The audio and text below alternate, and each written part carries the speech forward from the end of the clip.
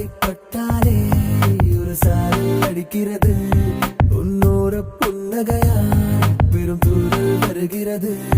உன் முகத்தில் அசையும் மொழி கிளி துணியாய் நடக்கிறது. உன் கைகள் தீண்டுவதால் அடைமழையே பொழிகிறது.